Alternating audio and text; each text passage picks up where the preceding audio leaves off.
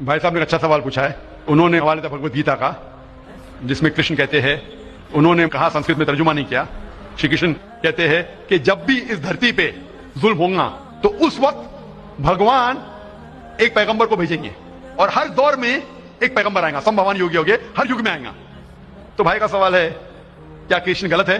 آپ مسلمان کیوں کہتے ہیں کہ محمد صلی اللہ علیہ وسلم آخری پیغمبر ہے؟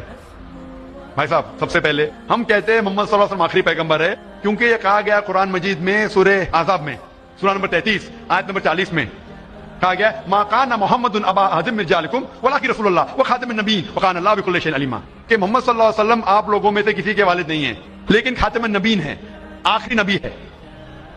کیونکہ قرآن مجید میں کہا گیا ہے کہ محمد صلی اللہ علیہ وسلم آخری نبی ہے, ہم اس پہ یقین رکھتے ہیں. جہاں تک کہ آپ نے کہا شری کرشن, میں شری کرشن کی بات کو مانتا ہوں کہ جب بھی اس دھرتی پہ غلط کام ہوں گے اس وقت خدا ایک پیغمبر کو بھیجتے اور ہر دور میں ایک پیغمبر بھیجیں گے. بالکل غلط نہیں ہے, آپ کو سمجھنے میں غلطی ہوئی. کیونکہ جب آپ پڑھیں گے بھگوت گیتا کو کہا گیا ہے کہ یہ وید کا نچوڑ ہے, it is the nectar of the Veda, وید کا نچوڑ ہے.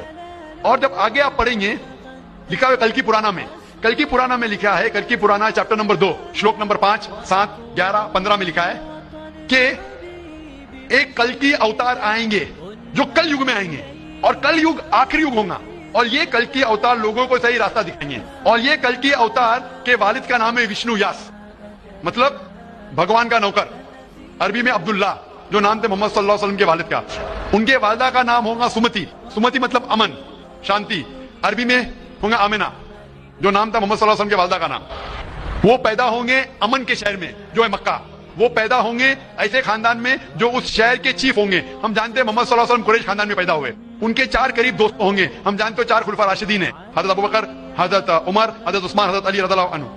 اللہ سبحانہ و تعالیٰ کی رحمت سب پہ ہو.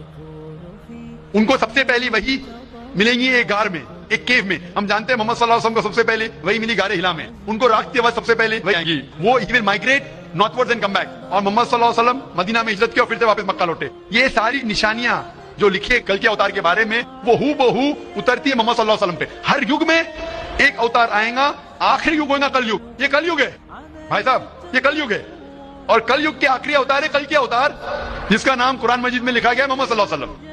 تو یہ جو آپ کی بھگوت گیتا میں لکھا ہے میرے حساب سے صحیح لکھا ہوا ہے کہ ہر یگ میں ایک اوتار آئے گا, اور آخری یگ ہے لکھا ہوا ہے کل کی پرانا میں وہ کل یگ ہے, اور کل یگ کیا اوتار ہے کل کے اوتار. تو آپ سب کو جوڑیں گے تو پتا لگتا ہے کہ آپ کے وید میں بھی کئی نشانی ہے محمد صلی اللہ علیہ وسلم کی, کئی بار محمد صلی اللہ علیہ وسلم کا ذکر ہے. کم از کم 100 حوالے تو میں دے سکتا ہوں